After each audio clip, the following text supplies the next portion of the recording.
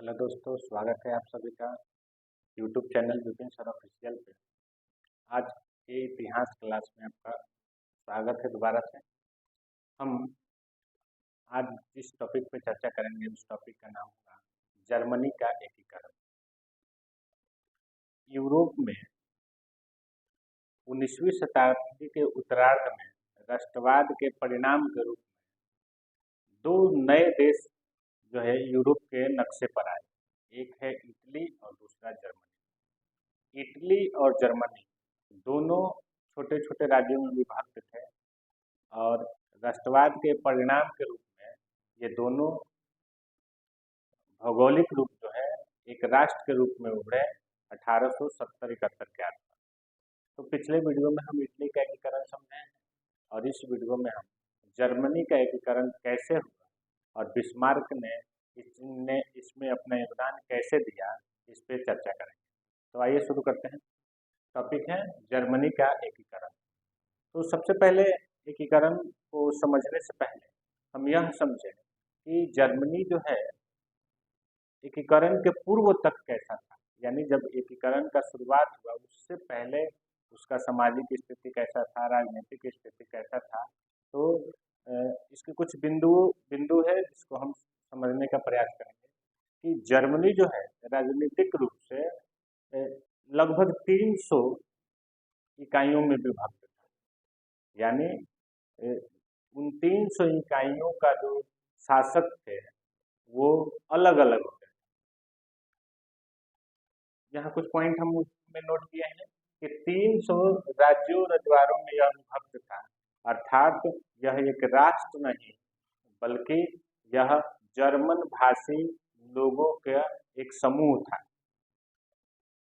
इसके बाद यह राजनीतिक, सामाजिक, धार्मिक रूप से भी इनमें एकता का अभाव था, यह अलग अलग।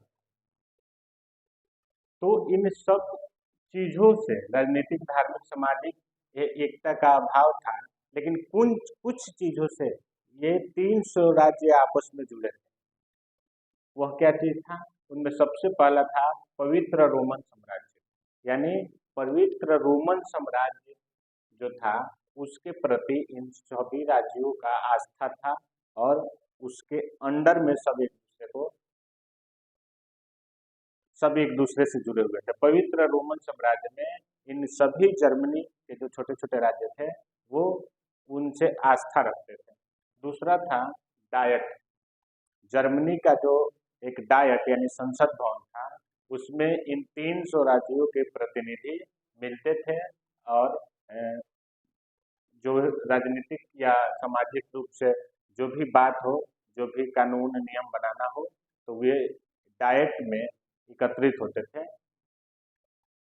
और एक और है, इन 300 राज्यों पर फ्रांसीसी सभ्यता संस्कृति का गहरा प्रभाव था।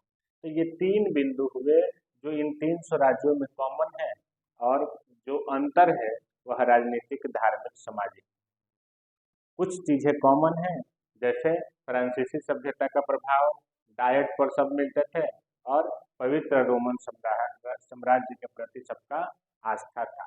तो ये हम समझे कि एकीकरण के पूर्व जर्मनी के जो छोटे छोटे राज्य थे 300, उनमें क्या एकता था, यानी क्या समानता है और क्या असमानता।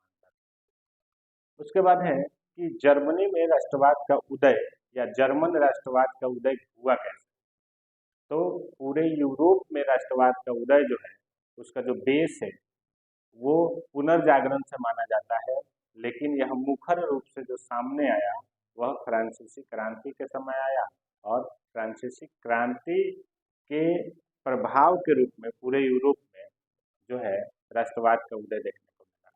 तो सबसे पहले फ्रांसीसी क्रांति हुआ। फ्रांसीसी क्रांति के बाद वहाँ नेपोलियन का उदय होता है और नेपोलियन अपने ध्वज तले पूरे यूरोप में राष्ट्रवाद को बढ़ाता है, उसका विकास करता है।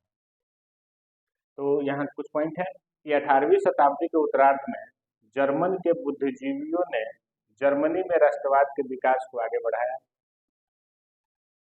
जर्मनी में जो कुछ बुद्धिजीवी लोग हैं जैसे कवि, लेखक, इतिहासकार, वैज्ञानिक, वे सभी जर्मन को एक करना चाहते थे, एक राष्ट्र के रूप में देखना चाहते थे उनमें कुछ का प्रमुख नाम है, जैसे स्टीन।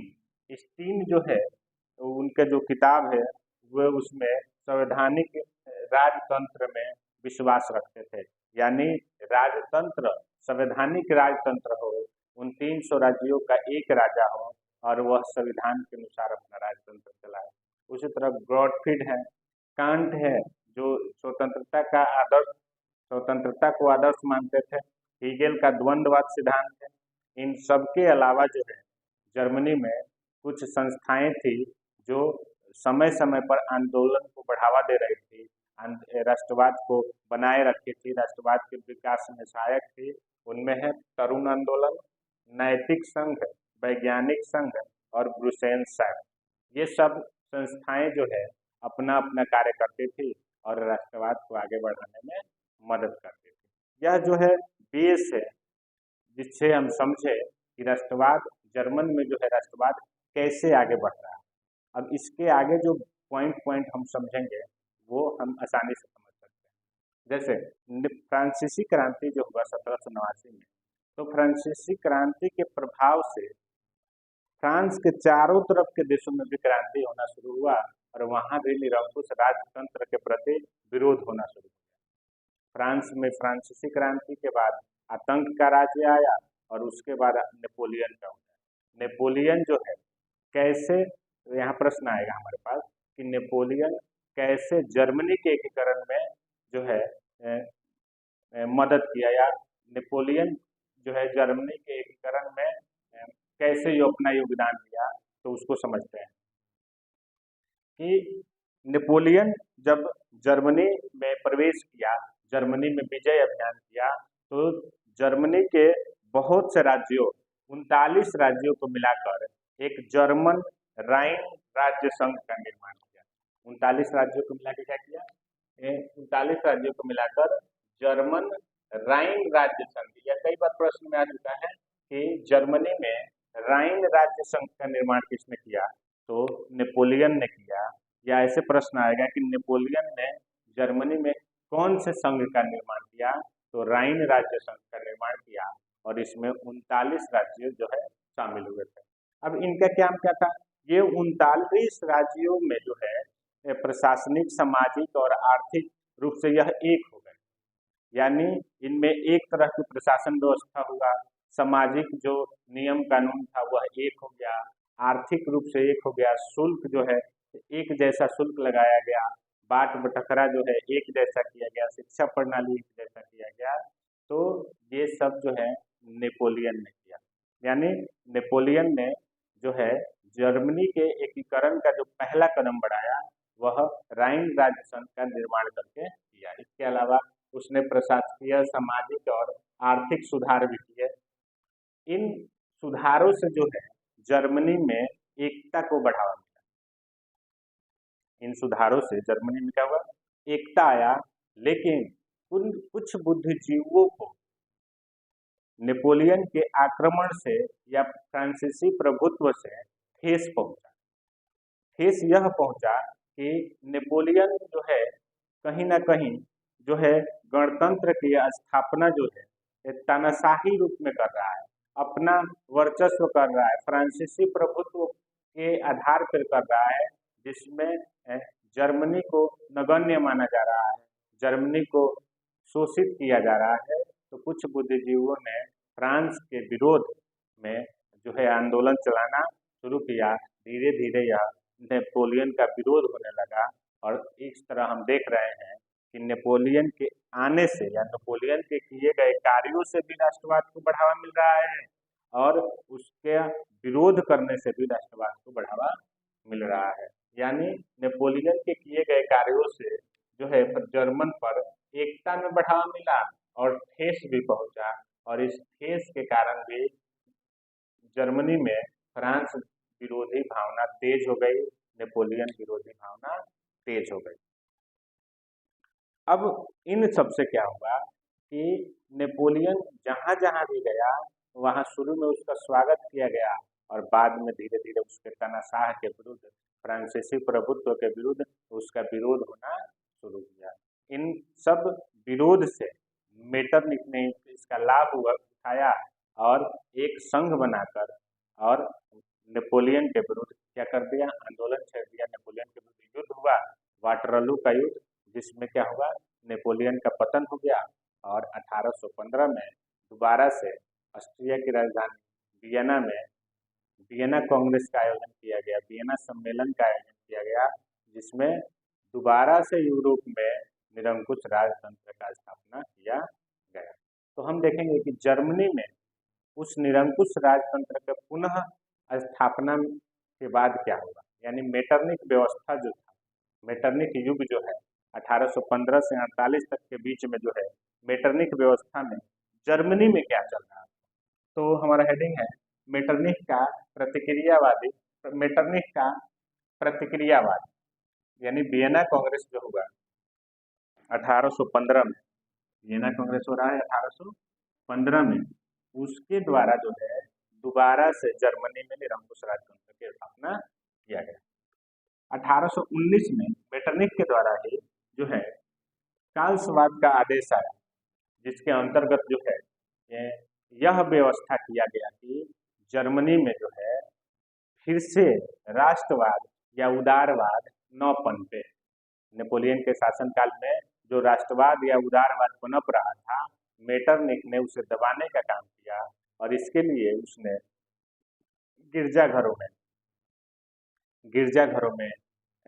विश्वविद्यालयों में, कॉलेजों में, मंदिरों में जो है गुप्तचर का व्यवस्था कर दिया।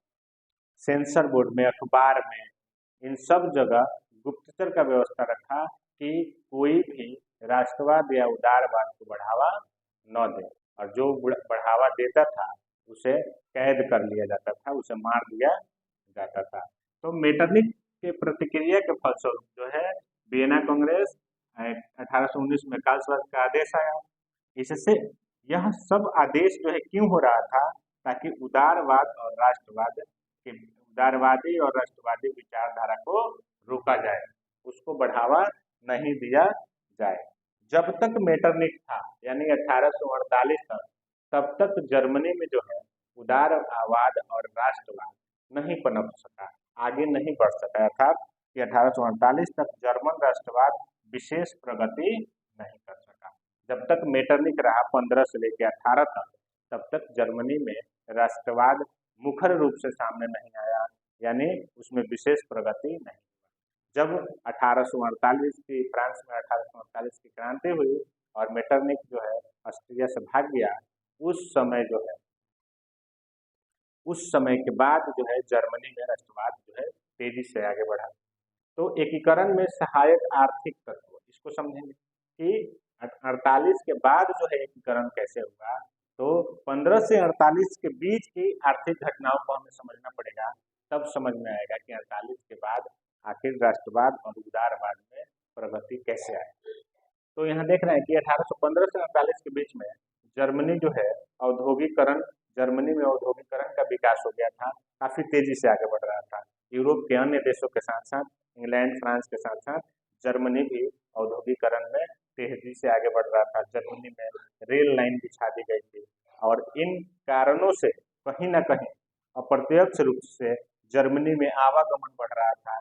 जर्मनी के जो 300 राज्य थे वे एक दूसरे से जुड़ने लगे थे, जिससे राष्ट्रवाद में धीरे धीरे प्रगति आ रही थी। 1834 में जर्मनी में जाल्वेराइन शुल्क संघ बनाया गया।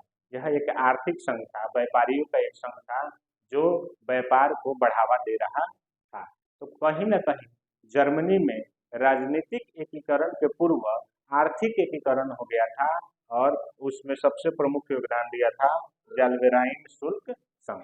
प्रश्न कई बार आया है कि जाल्वेराइन शुल्क संघ क्या है। तो यह एक आर्थिक संघ है, व्यापारियों का संघ है, व्यापार को बढ़ावा देने के लिए इसे बनाया गया था। लगभग जर्मनी के सभी राज्य इसमें शामिल हो गए थे, प्रशा को छोड़ के शायद। इसके बाद क्या हुआ, 1848 के समय जब मेटरनिक चला गया ऑस्ट्रिया से, जाकर यूरोप में शरण लिया है, क्या बोलते हैं, इंग्लैंड में शरण लिया, उस समय उदारवादी और राष्ट्रवादी जो जर्मनी में जो रहते थे वो डाइट में इकट्ठा हुए और डाइट में इकट्ठा होकर यह फैसला लिए कि प्रशा के चांसलर, प्रशा के ध्वज तले पूरे जर्मनी का एकीकरण किया जाएगा और प्रशा के राजा उसके जो है विलियम जो है प्रशा के राजा वह क्या होंगे, तो वो शासक होंगे, सम्राट होंगे। लेकिन प्रशा का जो शासक थे वो मेटरनिक यानी ऑस्ट्रिया के डर से, ऑस्ट्रिया उन पर हमला न कर दे, इस डर से जो है प्रशा का उस उस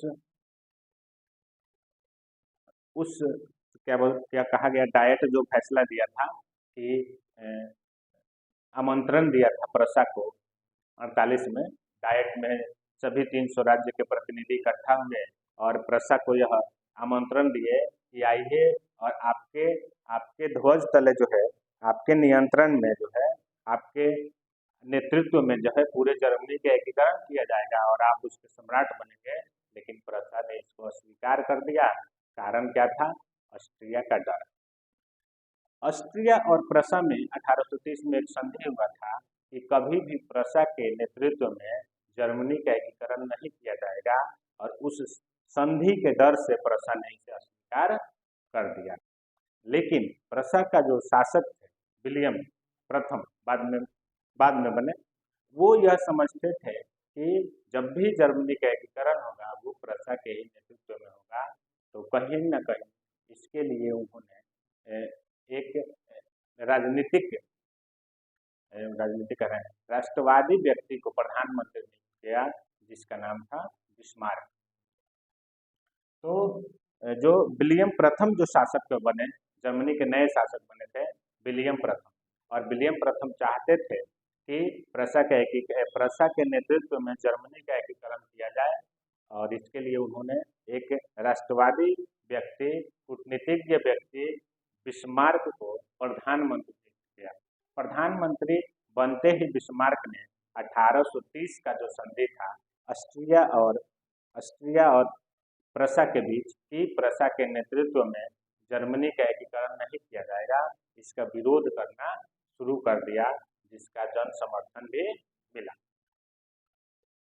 प्रशा जो है, बिस्मार्क जो है, यह जानता था कि बिना सैनिक शक्ति के जो है हम ऑस्ट्रिया से नहीं जीत सकते हैं, इसलिए उसने अपना सैन्य शक्ति, अपना हथियार जो है, हथियार का जो भंडारण है वो बढ़ाया, सैन्य शक्ति को बढ़ाया और धीरे धीरे जो है जर्मनी के एकीकरण के लिए खुद को तैयार करने लगा।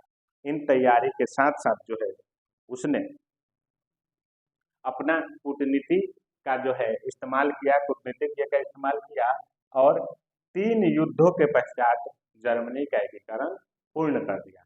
तो आइए समझते हैं कि जर्मनी के एकीकरण में बिस्मार्क ने अपना योगदान कैसे दिया। तो सबसे पहले ये हो गया जर्मनी। जर्मनी जो है 3 भागों में विभक्त था, उत्तरी जर्मनी, मध्य जर्मनी और दक्षिणी जर्मनी। उत्तरी जर्मनी जो था उसमें जो है ये वाला भाग जो है शेल्स्विग, होल्स्टीन और प्रशा के नेतृत्व में ये सब था। ये शेल्स्विग और होल्स्टीन जो है डेनमार्क के नेतृत्व में था।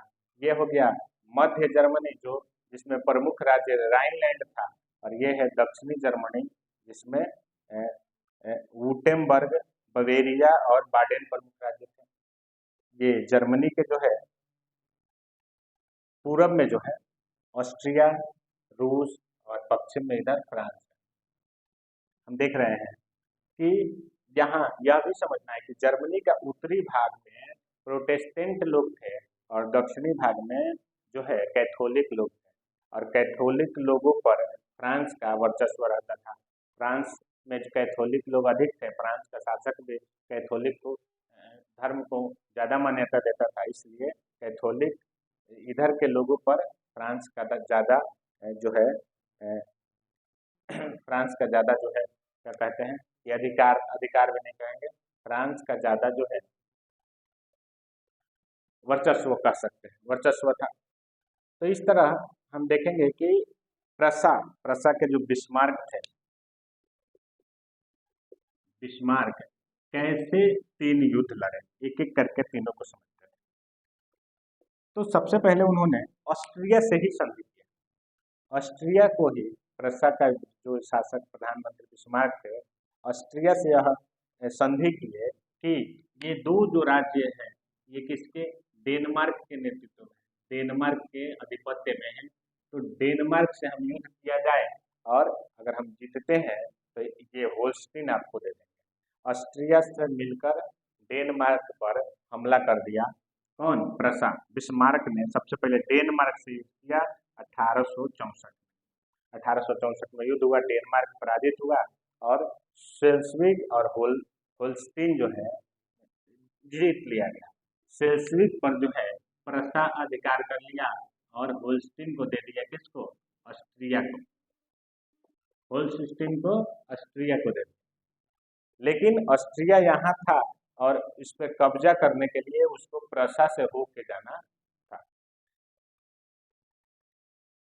बिस्मार्क अपना कूटनीति का परिचय देते हुए ऑस्ट्रिया की सेना को होल्स्टीन पर जाने से रोक दिया और यह जानता था कि होल्स्टीन में जो लोग रहते हैं वो जर्मन भाषी हैं और वह ऑस्ट्रिया में मिलना नहीं चाहेंगे। वह जब मिलेंगे तब किसमें मिलेंगे, जर्मनी में ही मिलेंगे। इस तरह ऑस्ट्रिया और होल्स्टीन में ऑस्ट्रिया होल्स्टीन पर कब्जा करने के लिए प्रशा पर आक्रमण कर दिया। तो दूसरा जो युद्ध हुआ बिस्मार्क का, वह हुआ प्रशा और ऑस्ट्रिया के बीच में, जिस युद्ध का नाम है सेडोवा का युद्ध। सेडोवा का युद्ध 1866 में हुआ, जिसमें ऑस्ट्रिया पराजित हुआ और बिस्मार्क जो है विजयी रहा, प्रशा जो है विजयी रहा। तो दो युद्ध हुआ, एक प्रशा ऑस्ट्रिया के बीच में क्यों हुआ, क्योंकि डेनमार्क से जो जीता गया था होल्स्टीन, वह कूटनीति के तहत बिस्मार्क जो है प्रशा के सेना ऑस्ट्रिया के सेना को उधर नहीं जाने दे रहा था। इससे ऑस्ट्रिया को समझ में आया कि बिस्मार्क ने हमारे साथ गेम खेला है और उसके लिए उसने वहां क्या कर दिया, आक्रमण किया और पराजित हुआ। और तीसरा है फ्रांस के साथ युद्ध। इधर यहाँ जब जो है